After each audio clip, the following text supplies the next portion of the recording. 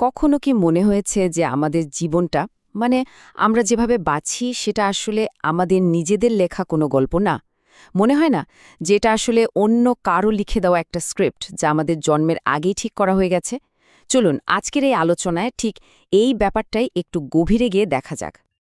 এই সোর্স মেটেরিয়ালের এই লাইনটা দিয়েই শুরু করা যাক।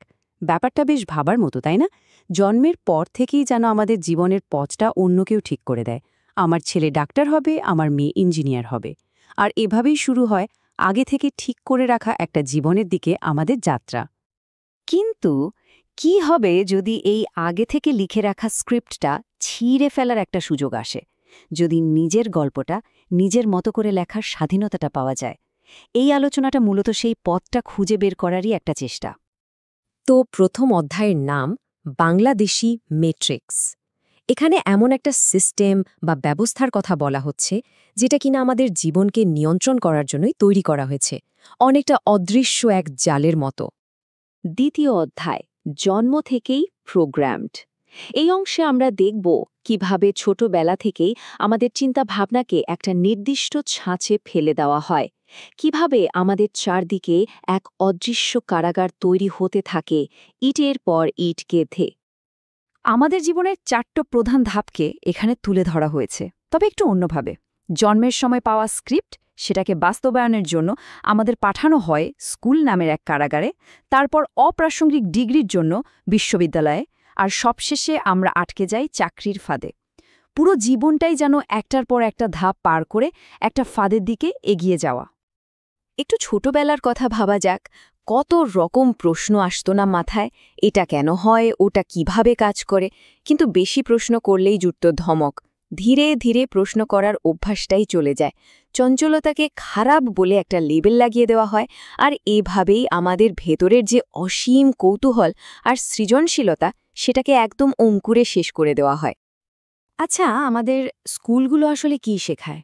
ভাবুন তো, সবার জন্য একই ইউনিফর্ম, একই সিলেবাস, একই নিয়মকানুন, সবকিছু কেমন যেন একটা ছাঁচে ঢেলে অনুগত নাগরিক বানানোর একটা চেষ্টা। এই সোর্স ম্যাটেরিয়াল বলছে যে স্কুল আমাদের শেখায় কিভাবে তোতা পাখির মতো মুখস্থ করতে হয়, কিন্তু যেটা শেখায় না সেটা হলো কিভাবে চিন্তা করতে হয়।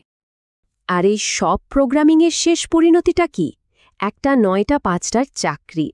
সোর্সের ভাষায় এটা একটা জীবন্ত কবরস্থান, যেখানে প্রতিদিন একটু একটু করে আমাদের স্বপ্ন আর ইচ্ছেরা মারা যেতে থাকে। স্ক্রিনের এই সংখ্যাটার দিকে একটু তাকান। 25? কি এমন আছে এই বয়সটায়? এমন কি ঘটে যা অনেকের জীবনের গতিপথকে চিরদিনের জন্য থামিয়ে দেয়? এই একটা লাইনই বোধহয় পুরো ব্যাপারটা পরিষ্কার করে দেয়।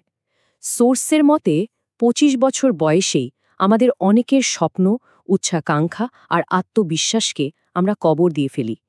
এরপর বাকি জীবনটা কাটে কেবল একটা শরীর নিয়ে, যার ভেতরে হয়তো আর কোনো প্রাণী অবশিষ্ট থাকে না। ভাবুন একবার, বছরের পর বছর পড়াশোনা করে একটা ডিগ্রি পাওয়া গেল, যার বেশিরভাগ জ্ঞানই হয়তো বাস্তব জীবনে কোনো কাজেই লাগছে না। এর ফল কি হয়? হাজার হাজার গ্র্যাজুয়েট চাকরির জন্য দাঁড়ে দাঁড়ে ঘোরে, আর শেষে টিকে থাকার জন্য সামান্য বেতনের একটা চাকরিতেই নিজেদের জীবনটাকে বেঁধে ফেলে। একটা চক্রের মতো, তাই না? চতুর্থ অধ্যায়, মুক্তির 4টি স্তম্ভ। তাহলে কি এই ফাঁদ থেকে বের হওয়ার কোনোই পথ নেই? না, সোর্স বলছে পথ আছে, আর এটাই হলো সেই পথেরই একটা ব্লুপ্রিন্ট। এই 4টি স্তম্ভ হল সিস্টেম থেকে নিজেকে আলাদা করা, নিজের মন আর শরীরকে শক্তিশালী করে গড়ে তোলা, পরে করব না ভেবে এখনই শুরু করা, এবং সবশেষে নিজের আসল বিশ্বাসকে খুঁজে বের করা। চলেন এগুলো নিয়ে একটু বিস্তারিত কথা বলা যাক। এই ফাঁদ থেকে বেরোনোর প্রথম স্তম্ভ, আর সম্ভবত সবচেয়ে কঠিন ধাপটা হল লোকে কি বলবে এই চিন্তা মাথা থেকে ঝেড়ে ফেলা।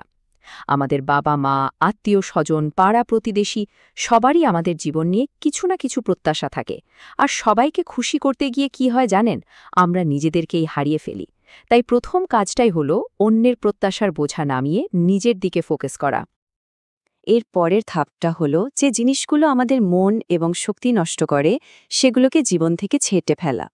সোর্স অনুযায়ী এর মধ্যে আছে পর্নোগ্রাফি, হতাশ আর নেতিবাচক বন্ধু এবং সোশ্যাল মিডিয়ার লাগামহীন ব্যবহার। এই জিনিসগুলো আমাদের এগিয়ে যাওয়ার শক্তিটা শুষে নেয়।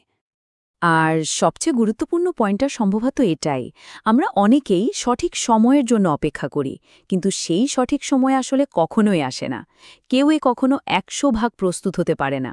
তাই যার কাছে যা আছে, হোক সেটা একটা ল্যাপটপ, একটা বিশেষ স্কিল আর বড় স্বপ্ন দেখার সাহস, সেটা নিয়েই আজ এই মুহূর্তে শুরু করাটা জরুরি। পঞ্চম অধ্যায়, মনের কারাগার ভাঙা। কারণ আসল মুক্তি তো শুধু অর্থনৈতিক মুক্তি নয়, আসল মুক্তি হল মানসিক মুক্তি। আর এর জন্য আমাদের সফলতার সংজ্ঞাই বদলে ফেলতে হবে। এই স্লাইডটা ব্যাপারটা খুব সুন্দরভাবে তুলে ধরেছে। দেখুন, আমাদের শেখানো হয় সফলতা মানে দামি ফোন, ব্র্যান্ডের পোশাক বা অনেক বড় সামাজিক স্ট্যাটাস। কিন্তু আসল সফলতা তো লুকিয়ে আছে ভেতরের শান্তিতে, ব্যক্তিগত সন্তুষ্টিতে আর নিজের জীবনের উদ্দেশ্য খুঁজে পাওয়ার মধ্যে। যখন কেউ অন্যকে দেখানোর জন্য কিছু কেনা বা করা বন্ধ করে দেয়, তখনই সে সত্যিকারের স্বাধীন হয়ে ওঠে। যখন কারো সুখ কোনো ব্র্যান্ড বা সোশ্যাল মিডিয়ার লাইকের ওপর নির্ভর করে না, সেদিনই সে এই মনের কারাগার থেকে মুক্তি পায়। এবং সবশেষে ষষ্ঠ অধ্যায়, চূড়ান্ত প্রত্যাবর্তন। দিন শেষে সব কিছুর উদ্দেশ্য তো একটাই, একটা অর্থপূর্ণ জীবন তৈরি করা। সোর্স বলছে সত্যিকারের প্রত্যাবর্তন হল এমন একটা জীবন যেখানে একজন তার স্বপ্নের পথে হেঁটেছে এবং জীবনের শেষ মুহূর্তে তার কোনো আফসোস নেই। ভেতর থেকে যেন বেরিয়ে আসে, বাহ, কি একটা জীবন ছিল। এই ধারণাটা বেশ শক্তিশালী, তাই না? শারীরিক মৃত্যু তো হবেই, কিন্তু কারণ নাম আর তার কাজ বেঁচে থাকবে কিনা সেই সিদ্ধান্তটা তার নিজের হাতে। একজনের কাজই ঠিক করে দেয় সে চলে যাওয়ার পরেও মানুষ তাকে মনে রাখবে নাকি ভুলে যাবে। শেষ পর্যন্ত পুরো ব্যাপারটা এসে দাঁড়ায় দুটো পথের মধ্যে যে কোনো একটাকে বেছে নেয়ার ওপর। আর জীবন সবসময় আমাদের সামনে এই দুটো পথ খুলে দেয়। ঝুঁকি নিয়ে নিজের স্বপ্নের পেছনে ছোটা, নাকি সারা জীবন যদি সেদিন সাহস করতাম এই আফসোস বা অনুশোচনা নিয়ে বেঁচে থাকা। সিদ্ধান্তটা যার যার নিজের।